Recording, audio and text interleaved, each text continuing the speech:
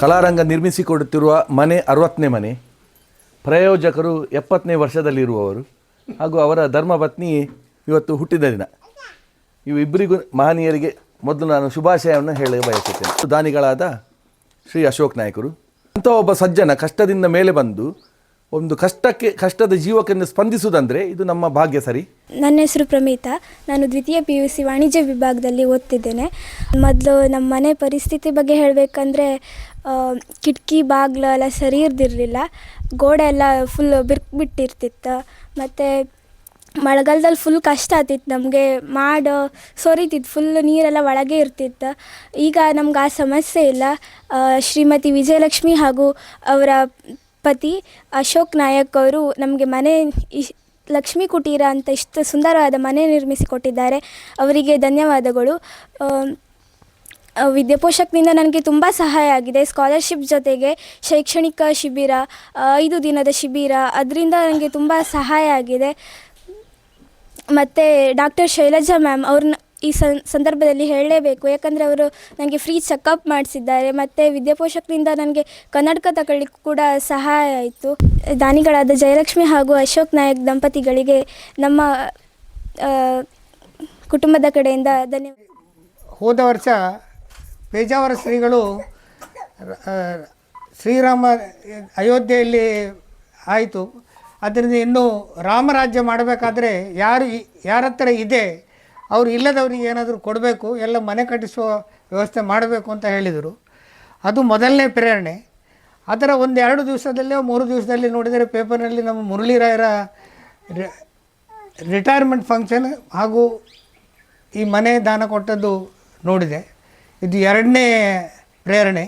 ಹಾಗೂ 3ನೇ ಪ್ರೇರಣೆ ನಮ್ಮ ಸದಾನಂದ ಶೆಣೆಯವರು, ಅವರಿಗೆ 70 ವರ್ಷ ಆಯಿತು, ನನಗೂ 70 ಆಗ್ತಾಯಿದೆ. ಅವರು ಮಾಡಿದ ಹಾಗೆ ನಾನು ಏನಾದರೂ ಒಂದು ಮಾಡಬೇಕು ಅಂತ ಮುರಳಿಯವರನ್ನು ಒಂದು ಕೇಳಿದೆ. ನೋಡಿ, ಅವರಿಗೆ ಮೊನ್ನೆ 70ನೇ ವರ್ಷಕ್ಕೆ ಕೊಟ್ಟಿದ್ದಾರೆ, ನಾನೇನು ಮಾಡಬೇಕು ಅಂತ. ಅದಕ್ಕೆ ಹಾಗೆ ಅವರು ಹೇಳಿದರು. ಆವಾಗ ನಾನು ಹೇಳಿದೆ, ಎಲ್ಲ ನಾವು ಗಂಡಸರೇ ನಮ್ಮ ಹೆಸರಿನಲ್ಲಿ ಮಾಡ್ತಾ ಹೋದರೆ ಅದು ಸರಿಯಾಗುವುದಿಲ್ಲ. ನನ್ನ 70ನೇ ಜನ್ಮದಿನದ ಮನೆಯನ್ನು 68ನೇ ಜನ್ಮದಿನದ ಹೆಂಡತಿಯ 68ನೇ ಜನ್ಮದಿನದ ದಿವಸ ಉದ್ಘಾಟನೆ ಆಗಬೇಕು ಅಂತ ಹೇಳಿದೆ. ಅದಲ್ಲದೆ ಆ ಏನು ಡೊನೇಷನ್ ಇದೆ ಅವಳ ಕೈಯಿಂದಲೇ, ಅಂದರೆ ಅವಳ ಅಕೌಂಟಿಂದಲೇ ಕೊಡಬೇಕು, ನನ್ನ ಅಕೌಂಟಿಂದ ಕೊಡುವುದಿಲ್ಲ, ಅವಳ ಅಕೌಂಟಿಂದಲೇ ಕೊಡಬೇಕು. ಇದು ಅವಳಿಂದಾಗಿ ದಾನ ಆಗಬೇಕು ಅಂತ ಸಂಕಲ್ಪ ಮಾಡಿದೆ. ಅದೇ ಥರ ಇವತ್ತು ಮೊದಲನೇದಾಗಿ ಯಕ್ಷಗಾನ ಕಲಾರಂಗಕ್ಕೆ ನನ್ನ ಧನ್ಯವಾದ. ರಿಟೈರ್ ಆಗುವವರೆಗೆ ನಮಗೆ ಸಂಬಳ ಬರ್ತಾ ಇರ್ತದೆ, ಇದು ನಮ್ಮ ಸಂಪಾದನೆ. ಆವಾಗ ಏನು ನಾವು ಅದು ಕೂಡಿದ ಒಂದು ಮೊತ್ತ ಸಿಗ್ತದೆ, ಅದರ ಮೇಲೆ ಬಡ್ಡಿ ಬರ್ತದೆ ಅಥವಾ ಬೇರೆ ಇನ್ಕಮ್ ಆಗ್ತದೆ, ಅದು ನಮ್ಮದಲ್ಲ, ಅದು ಆ ಇನ್ಕಮ್. ಆದ್ದರಿಂದ ಅದನ್ನು ಅದೇ ವರ್ಷ ನೀವು ಖರ್ಚು ಮಾಡಬೇಕು. ಒಂದೇ ನಿಮಗಾಗಿ ಮಾಡಿ, ಇಲ್ಲದ್ರೆ ಬೇರೆಯವರಿಗಾಗಿ ಮಾಡಿ. ಇದು ನನ್ನ ಥಿಯರಿ. ಅದೇ ಪ್ರಕಾರ ನಡೀತಾ ಇದ್ದೇನೆ. ಹಾಗೆ ರಿಟೈರ್ ಆದ ಮೇಲೆ ಈಗ ನನಗಾಗಿ ಏನು ಮಾಡಲಿಕ್ಕೆ ಸಾಧ್ಯ ಉಂಟು, ಒಂದು 10-15 ದೇಶಗಳನ್ನು ಸುತ್ತಿದ್ದೇನೆ. 4 ಸರ್ತಿ ಅಮೇರಿಕಕ್ಕೆ ಹೋಗಿದ್ದೇನೆ, 2 ಸರ್ತಿ ಕೆನಡಾಕ್ಕೆ ಹೋಗಿದ್ದೇನೆ. ಹಾಗೆ ಎಲ್ಲ ಖರ್ಚು ಮಾಡಿದ್ದೇನೆ. ಈಗ ಈ ವರ್ಷ ಅದರಲ್ಲಿ ಈ ಮೊತ್ತ ಬಂತು. ಇದು ನಮ್ಮ ಹಣ ಅಲ್ಲ, ಇದು ನಾವು ಕೂಡಿಟ್ಟ ಹಣ ಅಲ್ಲ, ಇದು ನಮಗೆ ರಿಟೈರ್ ಆಗುವಾಗ ತಗೊಂಡೋಗಿ ಅಂತ ಕೊಟ್ಟ ಹಣ. ಅದರ ಮೇಲೆ ಏನು ಇನ್ಕಮ್ ಆಗ್ತದೆ ಅದನ್ನು ಎಲ್ರಿಗೂ ಹಂಚುವಂಥ ವ್ಯವಸ್ಥೆ ಮಾಡ್ತಾ ಇದ್ದೇನೆ. ಇದು ಅದಲ್ಲದೆ ಇಂದಿನ ಈ ಕಾರ್ಯಕ್ರಮದಲ್ಲಿ 60ನೇ ಮನೆ ಉದ್ಘಾಟನೆ ಆಗಿದೆ. ಇದು ಕೂಡ ನಮ್ಮ ಭಾಗ್ಯ ಅಂತೇಳಿ ತಿಳಿತಾ ಇದ್ದೇನೆ. ತುಂಬ ಮನೆಗಳಾಗ್ತಾ ಇರ್ತವೆ, ಆದರೆ ಇವರು ಹೇಳಿದ ಹಾಗೆ ಕಲಾರಂಗಕ್ಕೆ 50 ವರ್ಷ, ಇವು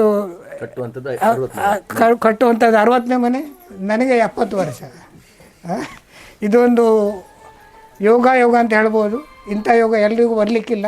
ಇದೇ ನನ್ನ ಸೌಭಾಗ್ಯ ಅಂತ ತಿಳಿದು ನಿಮ್ಮೆಲ್ಲರಿಗೂ ಈ ಕಾರ್ಯಕ್ರಮದಲ್ಲಿ ಭಾಗವಹಿಸಿದ್ದಕ್ಕೂ ಹಾಗೂ ಯಕ್ಷಗಾನ ಕಲಾರಂಗದವರಿಗೆ ಮತ್ತು ನಮ್ಮ ಸದಾನಂದ ಶೆಣೆಯವರಿಗೆ ಮತ್ತು ಇವು ನಮ್ಮ ಎಲ್ಲ ಸಂಘದ ಸದಸ್ಯರಿಗೆ, ಕಾರ್ಯಕಾರಿ ಸದಸ್ಯರಿಗೆ ವಂದಿಸ್ತಾ ನನ್ನ 1-2 ಮಾತುಗಳನ್ನು ಮುಗಿಸ್ತಾ ಇದ್ದೆ. ನಾಯಕರ ಹೆಸರೇ ಅಶೋಕ.